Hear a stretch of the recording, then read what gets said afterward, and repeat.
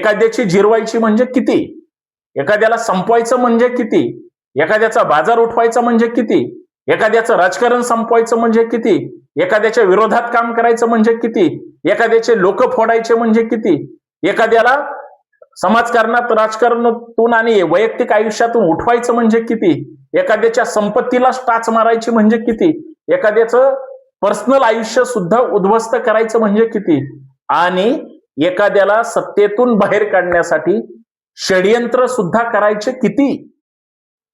राजकारणाचा किती स्तर खाली जातोय, त्याच्यापेक्षा माणसांचा सुद्धा किती स्तर खाली जातोय. लोक किती लाचार झालेत, लोक स्वतःच्या स्वार्थासाठी कुठल्याही थराला जाऊ शकतात. हे सध्याचं समाजकारण राजकारण आहे. उदाहरण पश्चिम बंगालचं घ्या आणि तुलना महाराष्ट्रासोबत करा. महाराष्ट्रामध्ये 2023 मध्ये एक पक्ष फोडला, शिवसेना. एकनाथ शिंदे 30-40 आमदार घेऊन बाहेर पडले. आमची शिवसेना म्हणले चिन्ह आमचं आहे, पक्ष आमचा आहे, आम्हीच त्याचे मालक. पक्षाचं 1/3 बहुमत पक्षातून बाहेर पडताना पाहिजे, हा साधा सरळ नियम आहे.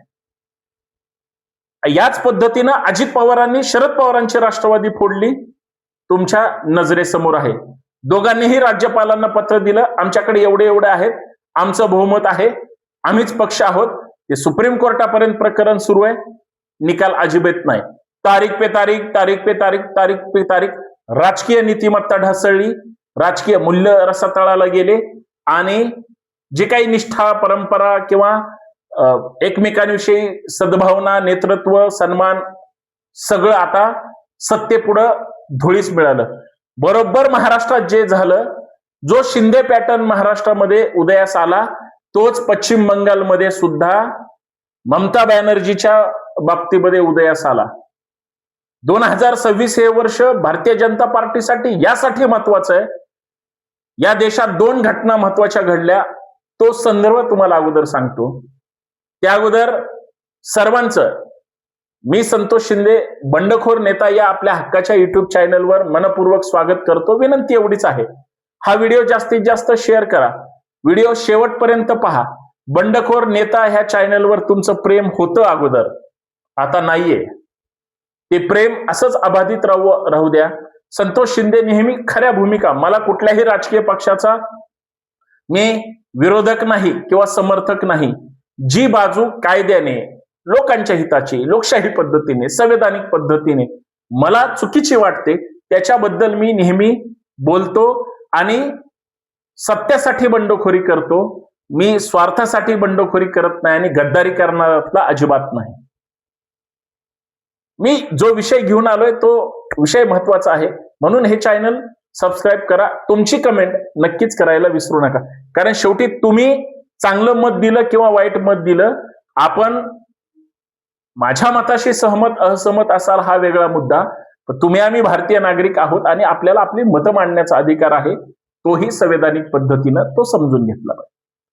काय झालं पश्चिम बंगालमध्ये 2026 मध्ये, या देशातल्या 2 महत्वाच्या भाजपसाठी राजकीय क्रांत्या झाल्या, त्याच्यातली सुद्धा एक गोष्ट महाराष्ट्रातली आहे आणि दुसरी गोष्ट पश्चिम बंगालमधली आहे.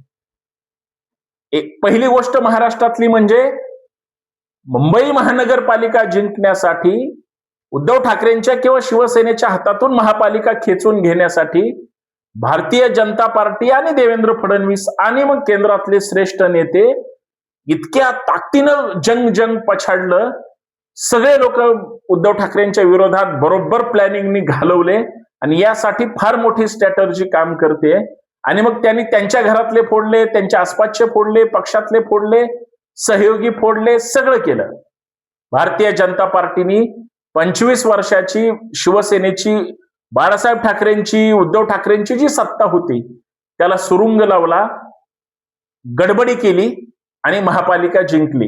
हे 2026 मधलं पहिलं यश. दुसरं यश म्हणजे पश्चिम बंगाल. आठवतंय ना, ममता बॅनर्जीच एक अशी महिला नेता आहे या देशामध्ये जी थेट प्रधानमंत्री आणि केंद्र सरकारच्या विरोधात ताकदीनं लढते. आता हे त्यांचं वैचारिक लढाई, हा त्यांचा राजकीय लढाई. तो त्यांनी स्वीकारलाय. झालं काय? ज्या ताकदीनं ममता बॅनर्जी या लढत होत्या त्यांना सुद्धा म्हणजे सगळ्या ठिकाणी कोंडी करून मोदी साहेबांनी, शहा साहेबांनी इतकी स्ट्रॅटर्जी वापरली आणि सगळं प्रशासन सरकारनं, केंद्र सरकारने बरं का, आणि तिथल्या राज्य सरकारमधले सुद्धा भाजप दार्जिन्या लोकांनी जे काही अंतर्गत इनपुट होते ते सगळे ममता बॅनर्जीचे देऊन टाकले. हा एकच मुद्दा महत्वाचा नाही, परंतु हा मुद्दा पण सगळ्यात महत्वाचा आहे. आणि दुसरा महत्वाचा मुद्दा म्हणजे जेवढे ममता बॅनर्जीच्या आसपास लोक होती क्वालिटीचे, ताकदीचे, सुवेंदू अधिकारी जे आता विद्यमान मुख्यमंत्री आहेत त्यांच्यापासून सगळे जवळचे लोक भारतीय जनता पार्टीनं फोडले, आपल्या पक्षात घेतले, त्यांना भीती दाखवली, त्यांना भूलतापांना बळी. अहो, ज्या सुवेंदू अधिकारी यांच्यावर भ्रष्टाचाराचे गंभीर आरोप प्रधानमंत्र्यांनी, गृहमंत्र्यांनी सगळ्यांनी केले, पैसे घेताना सापडले होते, शेवटी काय झालं? त्यांनाच पक्षात घेऊन आज पश्चिम बंगालचं मुख्यमंत्री केलं.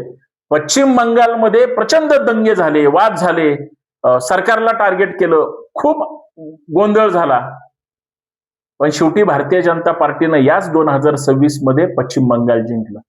या देशातल्या ह्या दोन घटना इतक्या भारतीय जनता पार्टीसाठी महत्वाच्या आहेत की त्या टर्निंग पॉइंट आहे. आता महत्वाच्या मुद्द्यावर येऊ. त्याच म्हणजे ज्या ताकदीनं पश्चिम बंगाल 270 आकडा कशाला म्हणतात? चमत्कार कशाला म्हणतात? एक हाती सत्ता कशाला म्हणतात? साधी गोष्ट नाही. भारतीय जनता पार्टीनं करून दाखवलं. कारण त्यांच्या ते जेवढे ड्रॉबॅक आहेत किंवा ज्या चुका आहेत किंवा जो स्पेस असेल तिथं भारतीय जनता पार्टी घुसली. 80 जागा, 392-93 जागेपैकी पश्चिम बंगालच्या फक्त 80 जागेवर समाधान मानावं लागलं. ताकदीनं भारतीय जनता पार्टीनं सुपर डुपर हिट यश मिळवलं. 80 आमदार राहिले ममता बॅनर्जीकडे. त्या 80 आमदार मधले सुद्धा 35 ते 40 आमदार अस्वस्थ होते. 56-57 आमदारांपर्यंत सगळे आमदार ममता बॅनर्जी पासून बाहेर पडतायत. 1/4 बहुमत घेऊन जशी शिवसेना फोडली, शिंदे पॅटर्न झाला, तसा सुद्धा तिथं आता त्यांच्यातले जे 40 म्हणजे 55-56 आमदार आहेत ते ममता बॅनर्जीच्या विरोधात गेले. तिथंही असाच लढा सुरू होईल. निवडणूक आयोगाकडे जातील, हायकोर्टाकडे जातील, मग सुप्रीम कोर्टापर्यंत जाईल. काल परवा सुप्रीम कोर्टाने फक्त एक जमेची बाजू आहे, तारीख पे तारीख चालणार नाही, जे प्रकरण आता निकाल द्यायचंय. म्हणजे सगळी जजमेंट म्हणजे दोघांचं आर्ग्युमेंट समजून घेतलं, सगळं झालं, पण निकाल जाहीर करायला सुद्धा ते वर्षानुवर्ष लावतात. ते तारीख पे तारीख चालणार नाही. 3 महिन्यामध्ये त्याच्यावर निर्णय घ्यायचा. हा माननीय सर्वोच्च न्यायालयाने आता घेतलेल्या निर्णयामुळे कदाचित 2 शिवसेनेमधली खरी शिवसेना कुणाची, जे लोकांना माहिती आहे कुणाची, 2 राष्ट्रवादी मधली खरी राष्ट्रवादी कुणाची आहे ती लोकांना माहिती आहे. ते जसं सुप्रीम कोर्टाला आता निकाल द्यावा लागेल तसाच पश्चिम बंगालमध्ये आता 2 तृणमूल काँग्रेस झाल्या, तिथं सुद्धा पक्ष चिन्हावर त्या ठिकाणी दावा दाखल करण्यात येईल. स्वतः ममता बॅनर्जी हरल्यात त्याच्यामुळे त्या सभागृहामध्ये नाहीत. हतबल पश्चिम बंगालच्या त्या ममता बॅनर्जीच्या पक्षाला करून टाकतील. जी स्थिती उद्धव ठाकरे, शरद पवारांची महाराष्ट्रात झाली, हतबलता तुमच्या डोळ्यासमोर आहे, हे मी सांगायची गरज नाही. तीच गोष्ट पश्चिम बंगालमध्ये सुद्धा जाईल. म्हणजे काय चाललंय?